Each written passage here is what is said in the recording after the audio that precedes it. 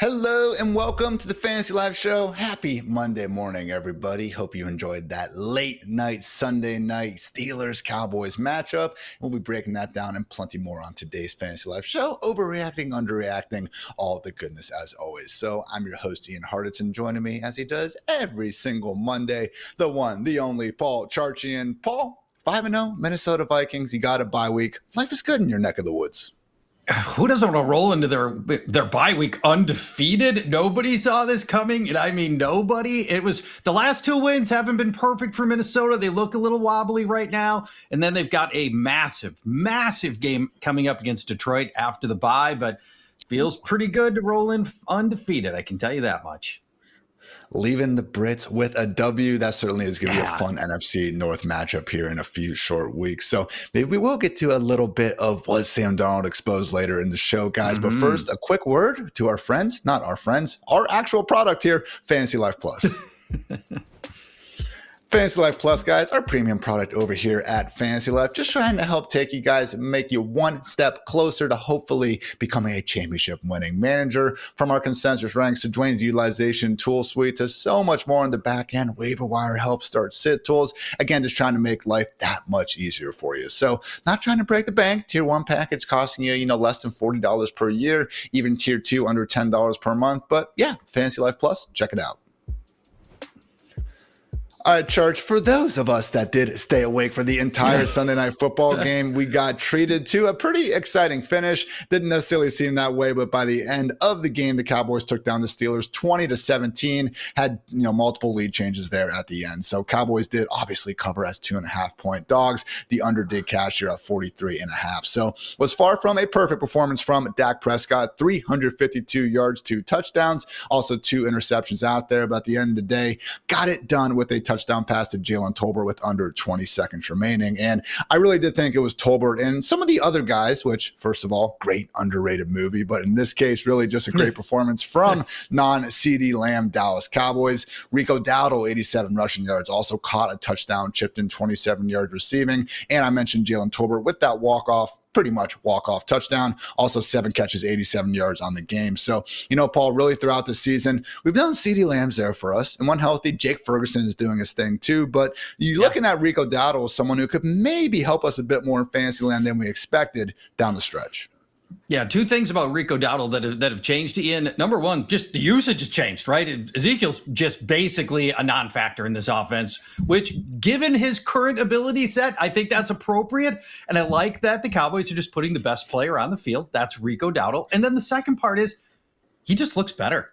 I feel like he looks stronger, maybe a half step faster. Still not really an NFL starting running back. I think I don't know that he'd be a starter on more than maybe, 5 teams, but Dowdle's doing enough in a good offense that he's just got opportunity. And as you know, Ian, fantasy success is built more on opportunity than it is talent. And Dowdle's getting it right now, like the 100 total yards. I think Dowdle's moved into, for most of us, every week starter territory at this point. You agree?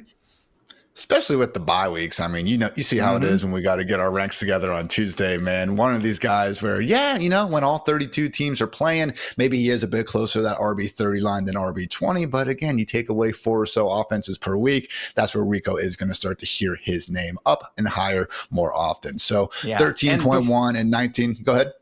No, sorry. Go ahead. 13.1 PPR points and 19.4 over these past 2 weeks. Back-to-back top 20 finishes, Paul, so maybe we should be treating him as just that. You mentioned the utilization, which is already updated over at FantasyLife.com. Season high marks and snaps at 51%, rush attempts 67%, and routes at 36%. So, again, man, I said it, like 352 yards from Dak. This was a pretty freaking great performance by the Cowboys offense. Again, can't have those turnovers, but making, just moving the ball as well as they did. Good news. And that's how we got the big performance out of Jalen Tolbert as well, someone who should be continuing to be focused on as long as Brandon Cooks is sidelined. Yeah, and maybe even after Brandon Cooks is back. I mean, maybe this is the changing of the guard moment. You see this happen sometimes with aged veterans. They get hurt. Here comes a young, promising guy. He finally takes advantage of that opportunity. And, maybe Tolbert's going to be usable even beyond that. And to the point that you brought up with Dak, They just went into Pittsburgh. This was the best overall defense in the NFL. And Dak walks out of this with a very nice fantasy box score. You mentioned a couple of touchdowns, over 300 passing yards. That's a kind of a statement game right there that makes you feel like every week I can go to war with Dak Prescott. Now, another name that you mentioned, Jake Ferguson, Ian. Ooh. Given the state of the tight end position, I'm feeling as good about starting Jake Ferguson every week as I am any tight end. With Ferguson, you had the one game that he missed. Other than that, Ferguson's such a big part of this offense. And at this point, all I'm looking for my tight end, just like, give me 5 receptions and 60 yards. And I got to feel like I got to win. Ferguson's given me that every week. So I feel like we've entered tight end 3 territory for Ferguson. I'm not even positive who I feel better about rolling out there than Jake Ferguson at this position right now. I definitely don't think you need more than one hand to count the guys that we would take. Again, not saying necessarily all these dudes, but Travis Kelce, George Kittle, Brock Bowers, Trey McBride, probably Sam Laporta. That's it. And I'm not even saying he needs to be behind them.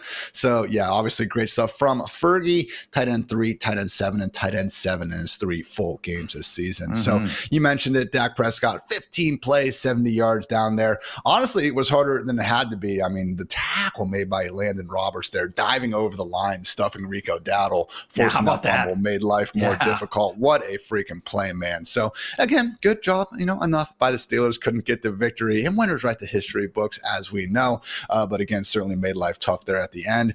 Over on that Pittsburgh Steelers offense, we had Justin Fields take a bit of a step back, because how can you step forward after having the overall QB1 performance in week 4?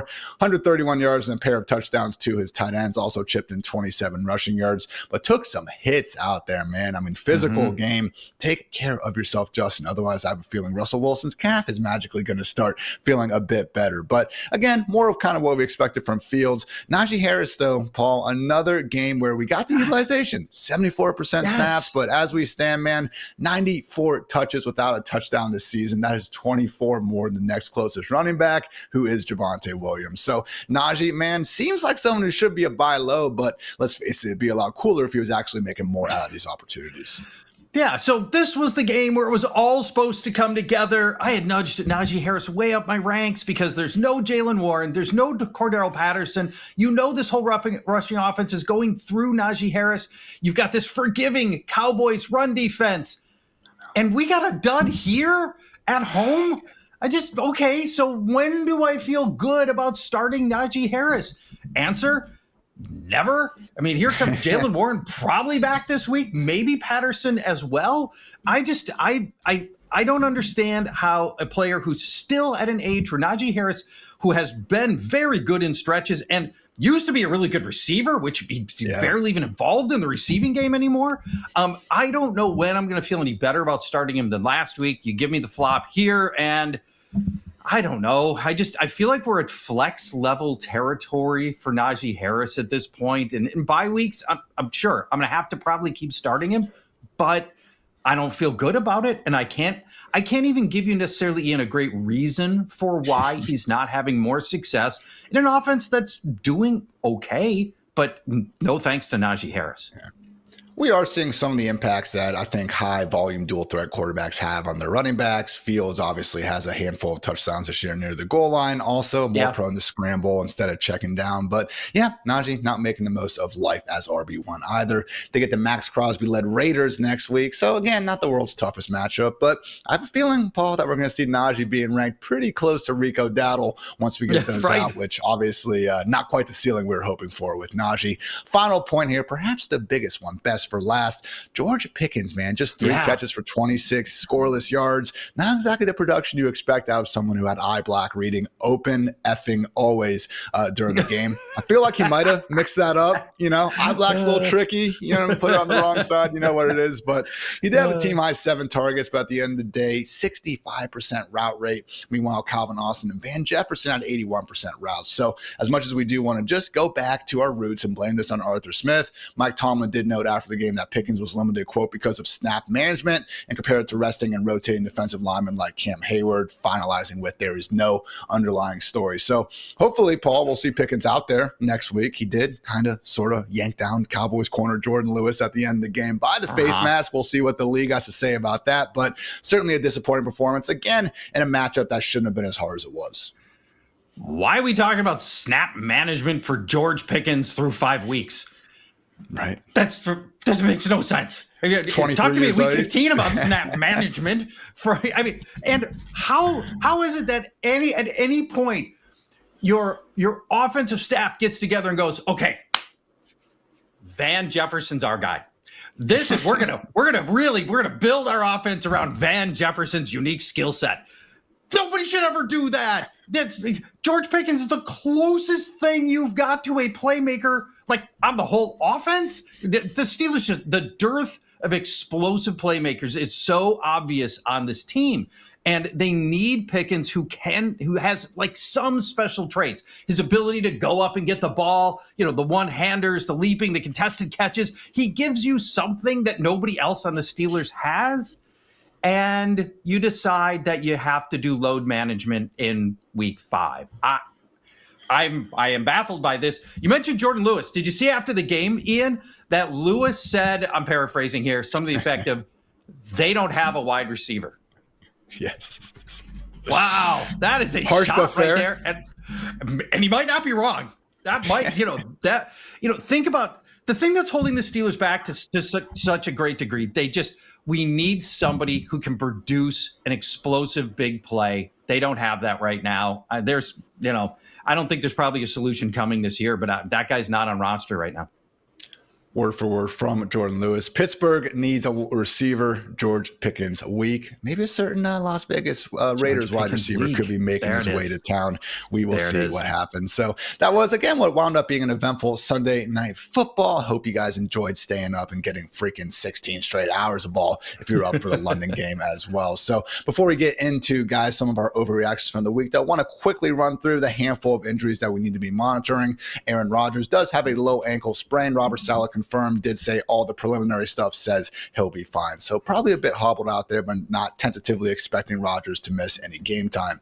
Also, Nico Collins day-to-day after suffering a hamstring injury on that long touchdown.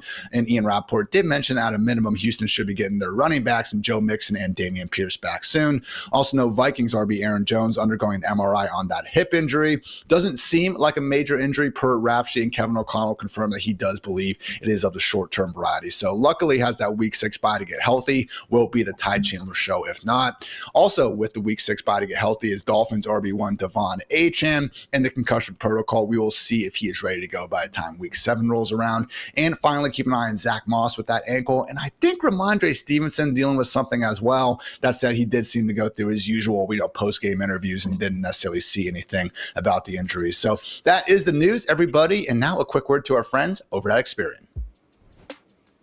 Experian is to your finances what FantasyLife is to your fantasy league. It is a tool and resource designed to make your life easier. And accordingly, the Experian app is free to download and serves as a one-stop shop for managing your financial health. With so many spending and subscription details to track, let Experian handle it for you. They'll help you find and cancel your unwanted or forgotten subscriptions, helping you save money and focus on what really matters, winning your fantasy league. Download the Experian app today. Just note results will vary. Not all subs are eligible. Savings not guaranteed. Paid membership with connected payment account is required, and see Experian.com for details. All right, Paul, as we do every Monday here on the Fantasy Life Show, we panic a little bit, all right? But then we go through if it's actually warranted or not. So I'm going to read some headlines here, and we're going to determine if it is, a situation we should be overly panicking about. Starting off with the idea that I guess I shouldn't have drafted a running back in the first round, because as we stand after 5 weeks of action, Bijan is the RB23 in PPR points per game. Breece is the RB20. So on the Sunday night edition of the show, I always talk to Dwayne, and he reassures me that the utilization is just fine. But at a minimum, Paul, really tough first 5 weeks for the consensus RB2 and RB3 in fantasy. Yeah, and you didn't even mention Christian McCaffrey, who goes without saying, right? So, all right, let's start with Breece Hall, because this is the bigger concern for me by a mile.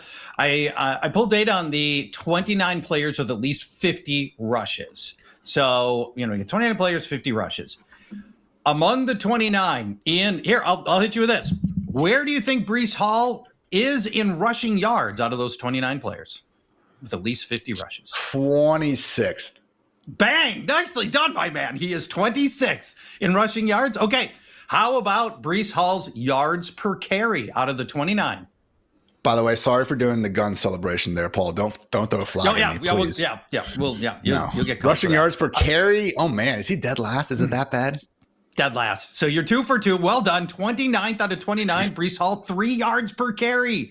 Oh All right, God. I got 2 more for you. Breece Hall's avoided tackle rate out of those 29 runners. I'll say 27th. Did you tap into my computer? Are I you swear to looking God, at I don't my notes have right it. now? Let's go. Good Lord, man. You are on fire. 27th in avoided tackle rate. And if you nail this, then I know something's up. Breece Hall's yards after contact among the 29 players of at least 50 rushes. I'm feeling 28th. 16th. All right, so you made it look good. So that's your one. That's your one. The one saving grace. Just eye test on Breece Hall right now. Rough. It looks bad, and we saw how Breece Hall can perform in a underperforming offense last year when they're throwing out Tim Boyle, and you were still getting something out of Breece Hall. Now, in a at least marginally better Jets offense, we're getting less out of Breece Hall. And it's not all Braylon Allen. And Braylon Allen, I think, looks just a little better, but it's not like he's stealing so much work that the opportunity's not there for Breece Hall.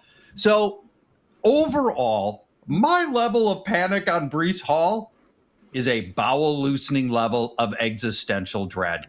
I imagine just through sheer opportunity, it gets better, but we're starting to get into a big sample size at 5 weeks of games. And so far, Breece Hall not producing anywhere near what we thought we'd get. All right, Paul, I got one piece of trivia for you. Not quite the same level that you got me with, but last year the New York Football Jets through 5 games have scored 93 points with Zach Wilson at QB. How many points do you think they have this year through 5 games? 93. 93. Funny how that works out. So Breece Hall, again, we know he's got that explosive ability. We know he's got that pass catching ability. Would be a lot cooler if it was on display. So again, guys, we're not trying to sell low at this point in time. He does have the utilization. Now we should see better results down the road. Just not been pretty so far. And a good reminder, if you do have the bench spot, not a bad idea to pick up one of Braylon Allen and or Tyler Algier, because they are just one injury to those running backs that we certainly do care a lot about away from arguably just swapping their names in the ranks. So yeah, not feeling great about drafting an RB in the first round, and not feeling great about rostering any Cleveland Browns at this point, Charch. I mean, hey, do we need to bench everybody until Deshaun Watson himself is benched at this point? All right, before I answer that directly, I'd like to perform an editorial, if you will, Ian. So we all know Cleveland general manager Andrew Berry made what is clearly a disastrous decision when he acquired Deshaun Watson. You'll remember the price he paid to get him, the 3 first-round picks, the 3rd and 2 fourth-round picks, and then the contract, almost $250 million spanning 5 years. Epic, massive blunder for which nobody's job should be secure, yet very few fingers point at Andrew Berry here, and I think he has more culpability than what we've seen. But the point of this diatribe is not that. The point of this is Berry quietly doubled down on his blunder this past offseason. He had Joe Flacco in the building for his comeback player of the year performance last year. But Andrew Berry was too cowardly to keep Flacco there because he knew it would have undermined Watson. Watson's so fragile. Oh, we can't have a capable backup behind him. No, we can't do that. And now look at what Flacco is doing with Indianapolis, quite possibly saving their season and saving Shane Steichen's job. And who is getting all the blame? It's Kevin Stefanski getting most of the blame here. And I don't think this is Stefanski's fault, because I look at what he did with Flacco. When given Joe Flacco, Stefanski's offense was great last year. And now it's struggling, I think, and almost entirely because of Deshaun Watson.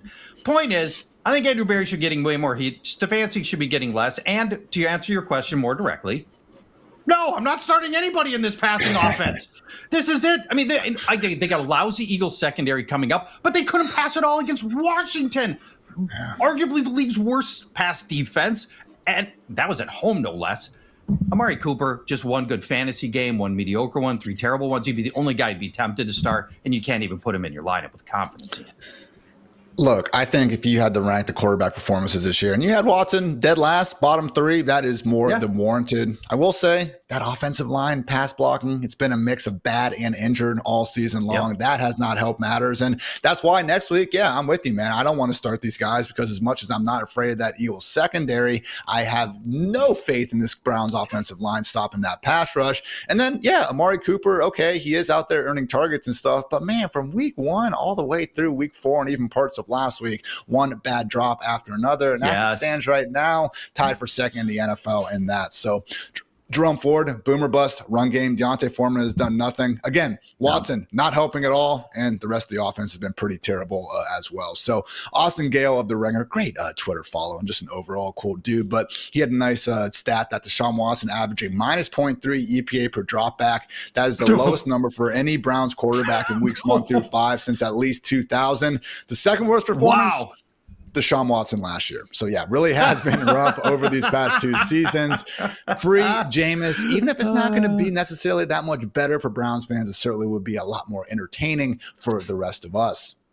Let's talk about another quarterback who hasn't exactly been playing great, Charchian. Guess what? Joe Flacco has a way of really making us, look extra close at that. It's Anthony Richardson. Is he about to get benched for Joe Flacco, Paul? Personally, I don't think so. I think the I think the Colts have plenty of reasons to continue trying to find a way to make it work with their 22-year-old second-year talent. But, man, Joe Flacco certainly making the most out of all his opportunities out there.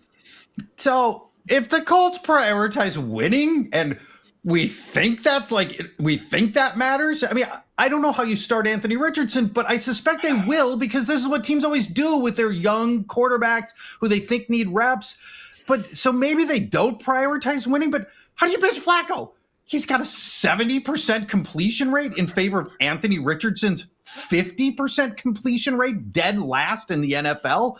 Flacco gives you all the same deep ball upside that you were getting out of Anthony Richardson. You saw the 2 long Alec Pierce bombs last week, the 45-yarder, the 65-yard touchdown. He gives you that. Plus, he can actually complete the other passes too. He can, the mid-range stuff, the short stuff.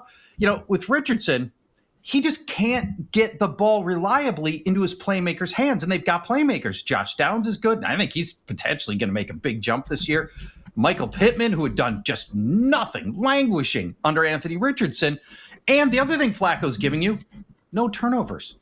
0 picks from Flacco. The locker room knows who gives them the best chance to win. And Ian, even though I think you're probably right, they'll go back to Richardson when he's healthy, this locker room knows. And the guys in the locker room are there to win. They know the best quarterback. I think this is going to be an unpopular decision internally if they do decide to go back to Richardson. What do you think?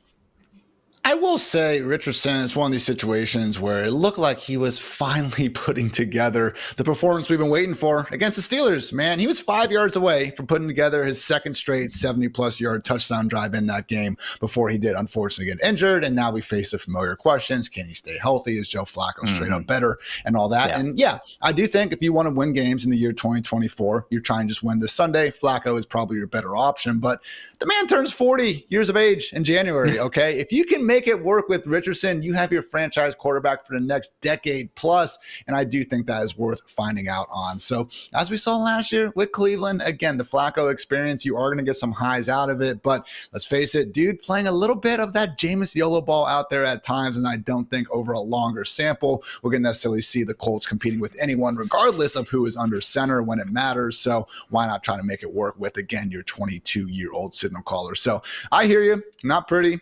We'll say 50% completion rate. That's horrible. 8.5 yards per attempt. Like, he is making some big plays happen. This isn't the worst, efficiency performance we've ever seen, even if the accuracy is admittedly Tebow level. So, again, Will Levis is still in the league, so there's that.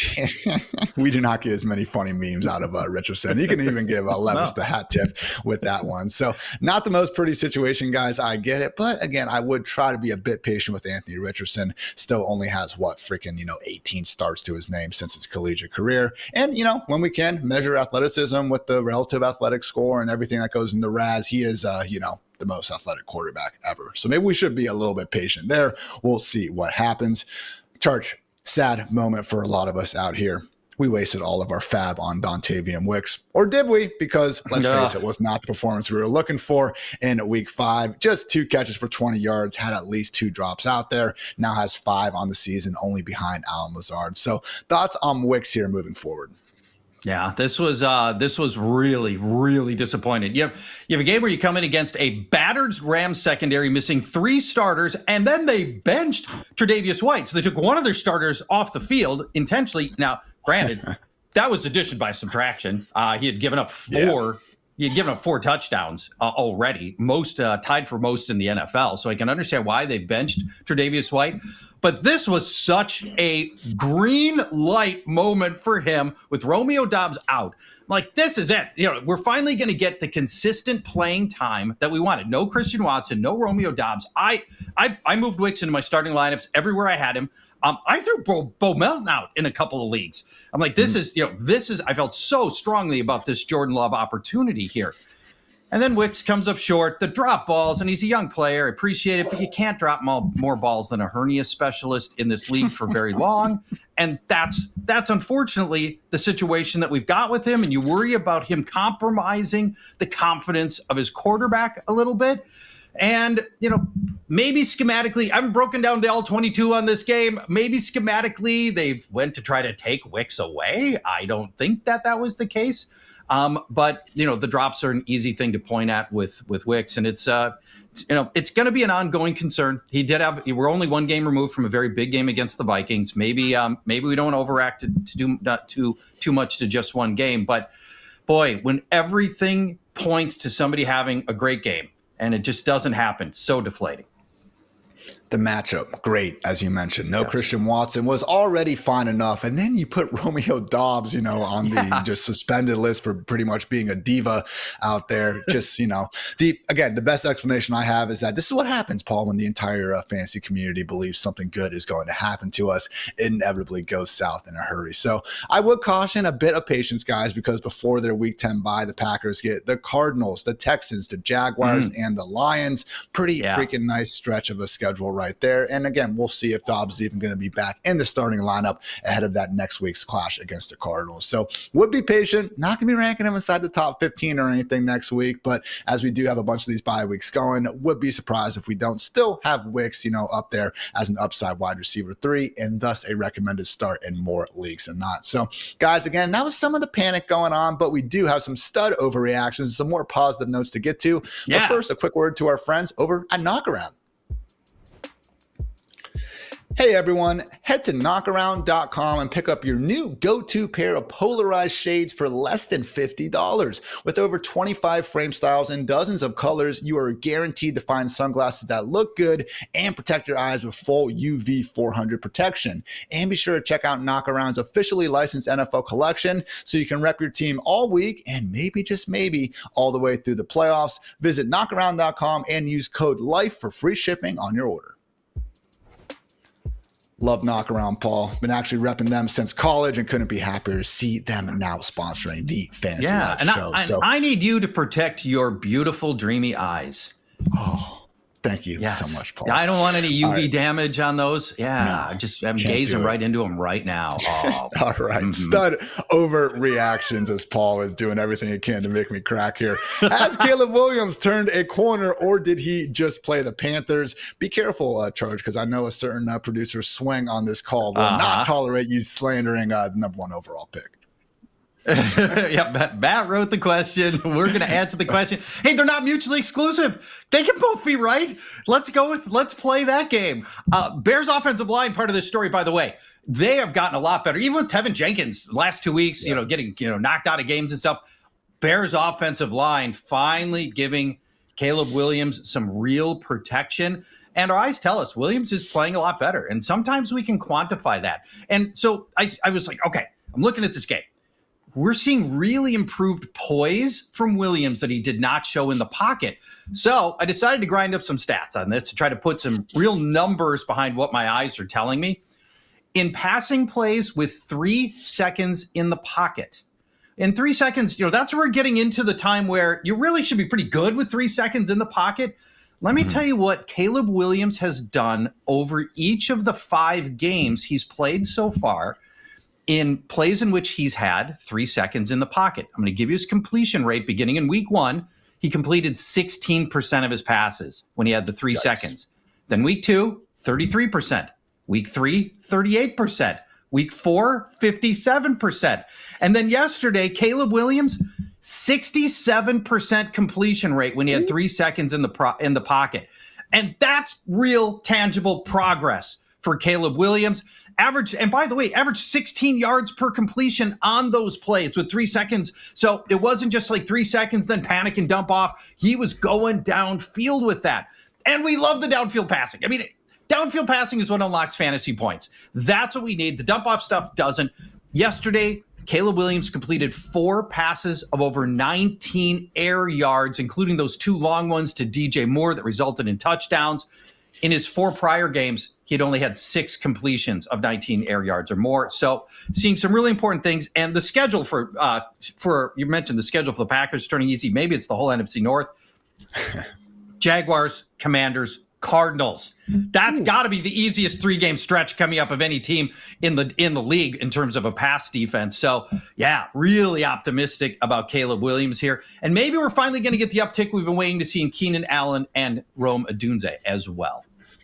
They do take on the Jaguars this week in London, so going to be a hostile environment there with all the, Blake Bortles jerseys and stuff going on there. But yeah, man, situation where as much as I would love to say that, it was more of a game manager show and that the Panthers would, honestly just be an easy piece of cake matchup for them, which could be, at least that latter statement a bit true. Really was impressive throwing downfield, as you mentioned, and another game where he handled the blitz well, specifically yesterday, 8 for 10, 128 yards and a touchdown versus the blitz. The easy was easy in that Chicago Bears offense, which is something that we haven't been able to say for most of the season. So good job by Caleb, someone that, again, probably isn't going to be a top 8 quarterback for us anytime soon in the fantasy ranks. But with those matchups, wouldn't be surprised if he is at least knocking on that QB1 door here sooner rather than later. All right, Paul, let's talk about the other stud rookie quarterback we got grooving. And forget fantasy MVP. Could Jayden Daniels be the first MVP as a rookie since Jim Brown back in 1957? That's been a while. 1957. Holy cow. Yeah. So let's use CJ Stroud as a point of comparison. Last year, an amazing season. He reversed the league's worst franchise at that time, Houston, into a playoff team in 1 year. He had, the crazy touchdown to interception ratio, something in the ballpark, like 25 touchdowns thrown and 5 picks. It was nuts. CJ Stroud was awesome. And he finished 9th in MVP voting. But the case for Daniels feels more compelling, doesn't it? Even though he's also reversing a terrible franchise, it feels like it's better. So let's do a little stat dump, Ian, and build a case for Jayden Daniels as league MVP. He's number 1 in completion percentage, which I think a lot of people know now. He set the record last week for the highest completion percentage for any quarterback through 4 games. Now we're at 5. He's number 2 in ADOT. That's what I find staggering, to have the completion percentage be so high and you're throwing downfield. He's number 5 in passing yards. Jayden Daniels, number 1 in scramble yards and number 2 in rushing yards among quarterbacks behind only Lamar Jackson. And he's thrown just 2 interceptions. Amazing for a rookie who's thrown all the passes he has, and you're throwing downfield to only have 2 picks. So absolutely in the conversation for MVP. Who else is? Sam Darnold. Although yesterday's game was not very good, he's been battered, taking a bunch of big hits. He's been briefly knocked out of the last 2 games.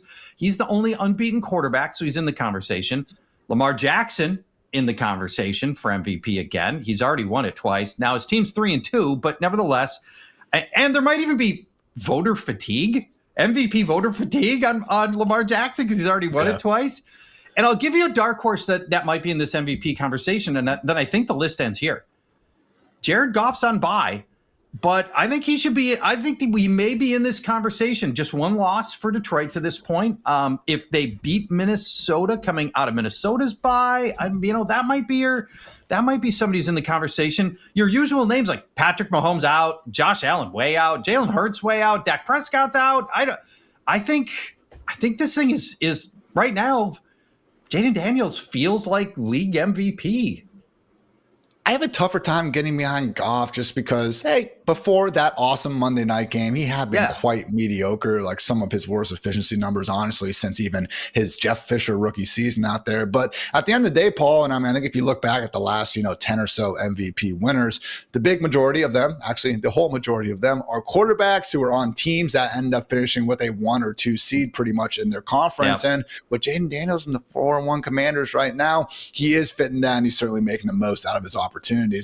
You remember later last season where it was Tua Tagovailoa 1 week as a front runner, Brock Purdy as the next, and then we just see who basically ends up being the last man standing there. So wouldn't completely rule out Mahomes or Josh Allen or even CJ Stroud getting hot down the stretch and leading their team to a lot of success. But Daniels right there in the thick of it, and deservingly so, man. What a freaking start to his career. I know Commanders fans, particularly our fearless leader, Mr. Matthew Berry, very, very happy about that. Let's talk about one of the bigger performances of the season that we just saw. Jamar Chase, could he be the overall wide receiver 1 the rest of the season? Right now, he joins Malik Neighbors and Nico Collins as the only wide receivers averaging north of 20 PPR points per game.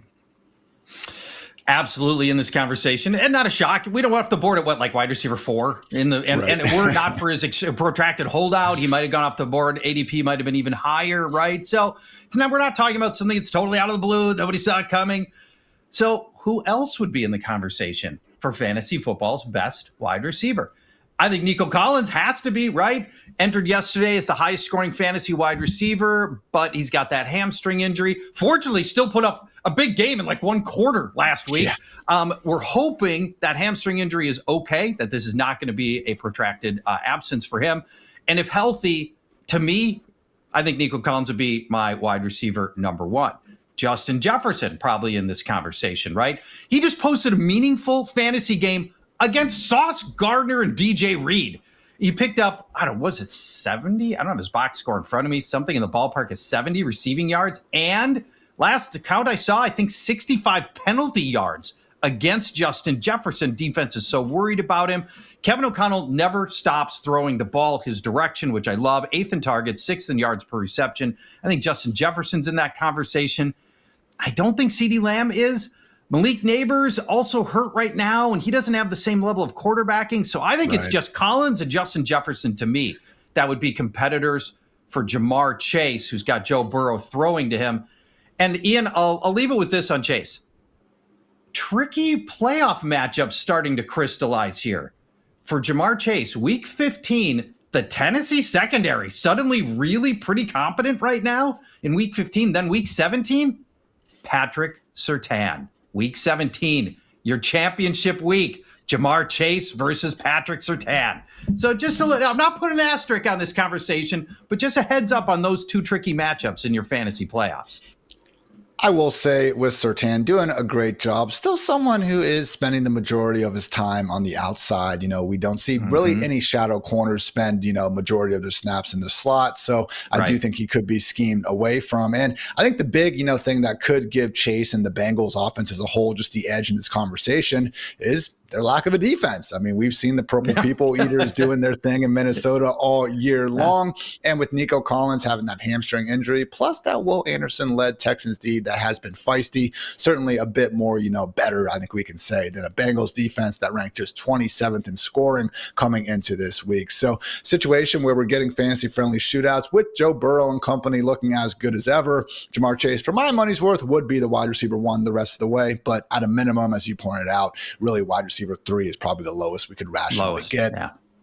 2 more to get through, Paul. We have Tank Bigsby looking like the best RB in Jacksonville. And honestly, man, I told Dwayne this last night. It reminds me of Jaylen Warren and Najee Harris from last year because it's not even that ETN is playing that horrible. 4.4 yards per carry. That's good. 18.9% missed tackle rate. That's fine. Tank Bigsby, though, 8 yards per carry. 52% missed tackle rate, which would be an NFL record in PFF's database if we extend it over the year. I mean, 6.5 yards after contact per rush, Paul. I mean, Tank Bigsby, not just playing like the best running back in Jacksonville, he's playing like the best running back in the NFL. What a time to be alive. It's so great. He's the most exciting runner in the NFL. Every year there are guys you can't wait for them to get the handoff so you can see what's going to happen. Tank Bigsby shredding defenders, breaking tackles, powering piles forward, and then running away from defenders. I'm watching Tank Bigsby and I start involuntarily lactating. It's so much fun. And let's just acknowledge right now, Tank Bigsby is a better runner than Travis Etienne. He just is. You mentioned all the metrics, the 8 yards per carry, the 6.5 yards after contact, the avoided tackle rate. It is stunning, and it's not just your eyes. The numbers back it up. And here's where it gets really interesting, Ian. We always fantasy managers. We always want like the new guy to come in and just like take the old guy's job. And usually it doesn't happen. And one of the key reasons is pass protection. There's usually the veteran knows the pass protection calls, they're safe players, blah, blah, blah. Travis Etienne, coming into this last week's game, had the second worst PFS pass protection grade among all runners, all starting running backs. And, last year, Tank fumbled away his opportunities. This year, 0 fumbles. And these are the things that can keep a struggling veteran on the field. And Travis Etienne doesn't have those things anymore. The change could be coming here. This is a 1-win Jaguars operation, losing teams and losing coaches that are answering questions about a hot seat. They make moves quickly, more quickly. There's a real chance that Doug Peterson makes a sea change here. And this thing goes from what started the season as 80-20 Etienne, could end up flipping to 60, 70% Tank Bigsby at some point, and maybe sooner than later. Again, I don't think Etienne's going to completely go away, but we just saw him split it down to 40% pretty much this last week. Dearness Johnson getting, his handful of snaps per well. And when you have a player doing this well, I mean, Paul, is similar to kind of the Deshaun Watson, Jameis Winston, the Anthony Richardson, Joe Flacco, comments where, the whole team sees what Tank is doing out there. And, guys, it's one of these situations where, yes, do defenses treat Bigsby a little bit different than Etienne out there, like any backup running back? Okay, sure. But when the gulf is this wide between the two, and we've seen, again, the utilization start to follow it. Tank Bigsby, look, I'm not saying we're 100% ranking him ahead of Etienne this next week, but if you want to, I'm not going to disagree. And if they're not going to be ranking Bigsby ahead, man, he is going to be neck and neck with Etienne in this again. Jacksonville backfield that, isn't necessarily, dealing with the world's best offensive line, but improved from last year. And when Bigsby's breaking his first 3 tackles with the ball anywhere, man, good things are happening out there. So again, going to be a fun one with them versus the Bears, 9:30 a.m. Eastern next Sunday in London. Final point, Paul, we have another running back quickly rising up through the ranks after a nice performance. Tyrone Tracy, could he be gunning for Devin Singletary's job? Looked impressive out there on his way to racking up triple-digit yards on the ground. That upset win over the Seahawks. Yeah, I thought he looked pretty good here. But let's go back to the pass blocking. If we want to see change happen here, pass blocking Singletary, and I'm going to make a case for Singletary hanging on to his job. So just, I'll just preface it with this. Singletary's a top 10 pass blocking runner per PFF. He's got a win rate of 97%. That matters a lot to coaches, and that will help Singletary stay on the field. Now, Singletary did not play. He didn't play yesterday. Didn't play the week before. The week before he got inexplicably bottled up by the Dallas run defense, which was a bummer. So Singletary feels really meh right now, but he's still number 1 in avoided tackle rate among runners with at least 50 carries. He's number 12 in yards after contact. And Tracy did look good. Averaging 7 yards per carry. But here's the thing. Singletary has been provided with 0.7 yards before contact, 5th worst among starters. Yesterday, Tyrone Tracy got 4 yards before contact. It's awfully good to average 7 yards per carry. It's easy to average 7 yards per carry when you're getting the first 4 yards for free. So I think Tracy's earned a longer look. I still think Singletary is going to remain the starter, but Tracy's going to start eating into some of those minutes, and I would like to see a little more from Singletary than what we've gotten so far. You mentioned it. Just seeing so much of Tracy production come on the ground is, on the one hand, good because we didn't even necessarily think that was going to be in his tool bag this early in his career as someone who converted from wide receiver. On the other hand, when it is Eric Gray being the one actually getting 3 catches for 50 yards on that opening drive, it was looking pretty bleak for Tracy, Paul, before we did have that unfortunate fumble from Gray that got taken back all the way. So, you get doghouse, the next man comes up and does his thing. I get it, but I would like to see maybe another 60 minutes of action just to solidify the idea Tracy really is that clear-cut RB2 behind Singletary. So good news for now and everything, but yeah, not going to be a top 12 option or anything if Singletary misses another game. So guys, those were our stud overreactions, and now we're getting to some chopping block guillotine goodness right after this word to our friends over at DraftKings. A chill in the air, leaves falling to the ground, and football every weekend. That is what fall is all about, and you can make each weekend even more exciting by getting into the action with our partners at DraftKings, the #1 place to bet on touchdowns. And right now, all new customers who bet $5 will instantly get $200 in bonus bets. All you got to do is download the DraftKings Sportsbook app and sign up using our promo code FANTASYLIFE. The crown is yours. Again, that's $200 in bonus bets instantly, and you can stay in on the action and use your $200 in bonus bets to bet anytime touchdowns on DraftKings. After all, DraftKings is the place to bet touchdowns. If sports betting is not yet available in your state, don't worry. You can still join in on all the fun with DraftKings Daily Fantasy and have the shot to win cash prizes. Download the DraftKings Sportsbook app now, and new customers use our promo code FANTASYLIFE and bet just $5 on any wager to get $200 in bonus bets instantly. That's promo code FANTASYLIFE only at DraftKings Sportsbook.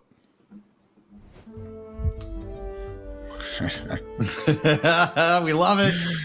There's the chopping block right there, baby. I unfortunately, Paul, unfortunately have one of my guillotine leagues chopped last week. All right. We got one alive. We're doing fine this week, but not with the help of the following 3 guys we're about to go through, likely the primary culprits for some other teams getting chopped this week. So let's start off with someone who was great over these past 2 weeks, but then crashed back to reality just a little bit. Diontae Johnson, just 3 catches for 23 yards on 6 targets. So certainly still a better experience with Andy Dalton under center than we saw during the first 2 weeks. But what do you make of Diontae Johnson moving forward here, Paul?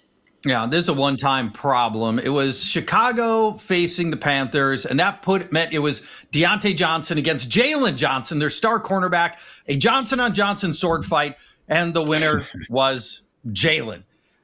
3 catches, 23 yards for Diontae Johnson. That's it. Jalen Johnson, along with Patrick Surtain, has turned into the cornerbacks you do not want shadowing your receiver. And by the way, Patrick Surtain coming up for Diontae Johnson in 3 weeks. But between them, you get a neutral matchup with Atlanta. You get a favorable matchup against Washington. And so Diontae Johnson will be startable then, but you'll be benching him in 3 weeks. So as I look ahead as to what I would bid on Diontae Johnson, if he's available in your guillotine league, out of your $1,000, maybe $40. There aren't a lot of stoppers left on the schedule except that Surtain matchup. And he's been pretty darn reliable for the most part. So, yeah, I still like him. Not going to break my bank. $40 on Diontae Johnson. We'll say he coulda, shoulda, woulda had a bigger day. And if I did have to do, my Sheesh Report Hall of Famers, Diontae would be first ballot because we are saying this about the man each and every week out there. But drew a DPI play that slowed him down, could have been open enough for a 50-yard touchdown later that same drive. Did get open on a fade near the goal line again, though. Just wasn't exactly Dalton's best day throwing the football. But Diontae Johnson is still someone that's going to be hard to keep outside that top 24 as long as he keeps getting that sweet, sweet, sweet volume. Paul, another wide receiver who just didn't give us much last week. Deebo Samuel looked like a great matchup against the Cardinals, but alas, here we are looking at just 4 touches for 20 scoreless yards. So again, not the most surprising thing to see one of these 49ers playmakers have an off afternoon. That is the reality when you have so many guys to get the ball to. But what do you make of Deebo ahead of what could be another, dare I say, high-scoring Thursday night matchup between the 49ers and Seahawks? Yeah, Seahawks. Yeah, Seahawks defense is a perplexing one. Mostly they've looked really good this year, but they've played such bad opponents that it's a little bit tricky to get a read on them. Samuel normally really safe. This is really unusual territory. Usually your Deebo dud games, he still gets a lot of the short catches. He just doesn't break any of them. Usually the rushing helps keep his floor high. He chips in 23 rushing yards. You're getting help a lot of different ways. but it all fell flat. I saw some media reports that the Cardinals schemed Debo out of the game, and they were willing to give up Brandon Ayuk catches, which they did. And so maybe that was part of it. Normally very reliable. The median winning bid last week for Debo Samuel across all Guillotine leagues in America was $151. That's pretty steep for a tier 2 level player. I'm under that. I think I'd be bidding more like $80-$90 on Debo Samuel. Probably won't get him, but that's okay. I think I'd be okay letting somebody else burn their fab on Debo Samuel that way. Still like him and still safe. It's just, to your point, Ian, they got a lot of mouths to feed there. I've talked about Debo over the years and kind of compared him to like the wide receiver version of Nick Chubb, because he's never had this, pristine volume situation. It's not like he's getting 150 targets, another 60, rush attempts on top of that. He's really had more of a wide receiver 2, even high-end wide receiver 3 level workload that he just made the most of, because Debo Samuel is usually one of the best players on the football field, but averaging under 3 yards per carry this season. The yards per target still isn't bad, but yeah, man, for me, again, still a relative novice in the Guillotine world, 150 does feel a bit steep for someone that, just by virtue of being in an offense with a lot of playmakers, doesn't exactly have the highest week-to-week floor. Last one, though, Paul, we'll stay in the NFC West here with a rookie who was doing great until he wasn't. Now he's on the chopping block. Marvin Harrison Jr. coming off a performance with just 2 catches for 36 scoreless yards, and the Cardinals offense that had a great comeback win, but let's face it, hasn't exactly been the world's most consistent unit throughout the first 5 weeks of the season. No, it hasn't. But get this. Marvin Harrison's median winning bid last week, $329 out of 1,000. That is absurd. You can't pay that much for any player, especially a rookie with all the volatility that Marvin Harrison has given us at this stage of his career. And let's just talk, Ian, more broadly, less about Marvin Harrison for a moment. In a Guillotine league, remember, every dollar is worth like 10% more every single week, because people are getting cut. They're taking lots of fab with them out of the pool. Your dollar gets more and more and more every single week you stay alive. So the $329 that people are spending on Marvin Harrison today, if you're alive at Thanksgiving, that's going to get you like Jamar Chase and Derrick Henry together will get you $329. You just can't spend that kind of money even on one elite player. You got to save more. Marvin Harrison to me, he is a tier 2 fantasy wide receiver 2. He's back in that Debo Samuel level, like $80, $90, $100, $110 range. I know he's an exciting rookie and we love him, and he has had some splash plays and splash moments, but he's also had the duds that get you chopped like this week. So you just can't go that high. Guys, I invite you to check out Paul's always awesome Guillotine League breakdown over on FantasyLife.com, and maybe even get yourself started in a Guillotine League. Check out GuillotineLeagues.com. Never too late to get the boys together and go ahead and start, and you still have plenty of weeks to get the job done. So appreciate you guys tuning into this edition of the Fantasy Life Show. We'll be back Tuesday morning, myself and Dwayne McFarland, Utilize and Sheesh reporting. So thank you again, guys, for tuning in. For Paul, for producer Kelsey, for producer Matt, I'm Ian. Thanks again for checking out the Fantasy Life Show. And until next time, take care, everybody.